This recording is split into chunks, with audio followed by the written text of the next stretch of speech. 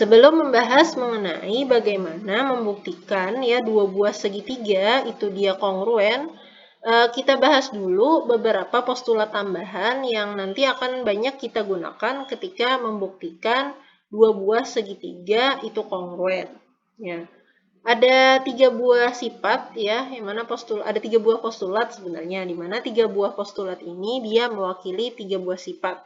Yaitu yang pertama adalah sifat reflektif. Nah, ini sudah tidak asing ya bagi kalian. Jadi sifat ini sama aja seperti sebelumnya penggunaannya. Namun bedanya di sini sifat reflektifnya digunakan pada segitiga ya. Lalu ada sifat simetris dan yang ketiga seperti biasa ada sifat transitif ya. Nah, sifat reflektif ya, reflektif itu kan bahasa Indonesianya kalau diterjemahkan kan cermin ya. Nah, cermin dari kita kan adalah diri kita sendiri ya kalau kita berkaca. Nah, maka begitu juga berlaku pada bangun-bangun geometri ya, khususnya pada segitiga.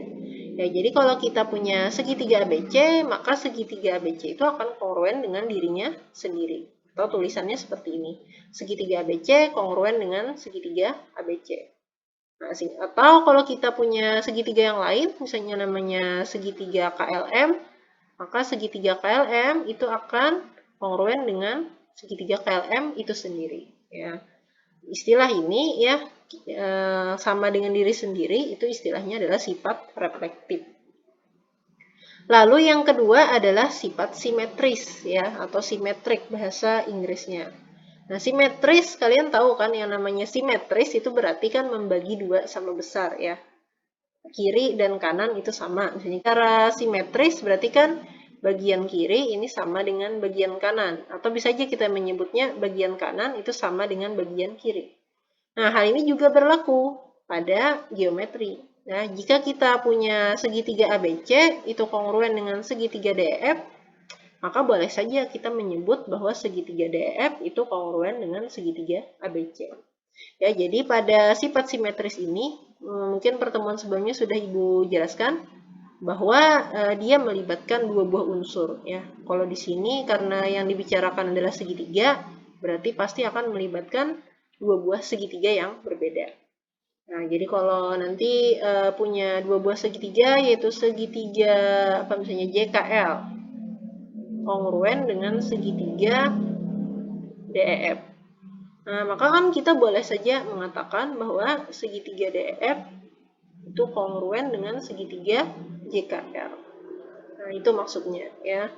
Nah, dan yang ketiga, ini tadi kalau yang ini ya, yang dua ini kita gambarkan ya tadi segitiga ABC kongruen dengan segitiga DEF kan sama aja ketika kita menyebut segitiga DEF kongruen dengan segitiga ABC. Tapi karena pembuktian itu harus ada alasan, nah maka pernyataan kita tadi itu disebut sebagai sifat simetris.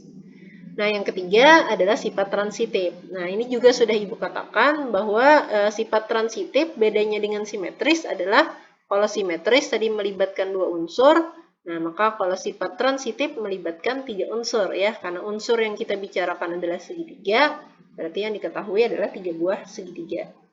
Kalau kita punya segitiga ABC, yaitu kongruen dengan DEF, seperti gambar ini, ya, dan kita punya segitiga DEF yang kongruen dengan segitiga RST, seperti ini, ya, representasinya. Dua-duanya ini berlaku, maka berarti kan dari gambar aja ya kelihatan bahwa segitiga ABC itu kongruen dengan segitiga RST. Nah, proses kita menarik kesimpulan seperti ini, inilah yang disebut sebagai sifat transitif. Ya, jadi sekali lagi, sifat transitif dia biasanya melibatkan 3 buah unsur ya, dari 2 buah pernyataan. Dimana biasanya penghubungnya itu dia berada di tengah seperti ini. Nah, jadinya kalau kalian ingat, biasanya kalau kita punya, sebelumnya ya, kita punya sisi AB nanti ya, sama dengan sisi misalnya apa ya CD ya, dan CD sama dengan EF. Nah, maka kan kesimpulannya apa? AB sama dengan CD, CD itu sama dengan EF, maka AB sama dengan AF.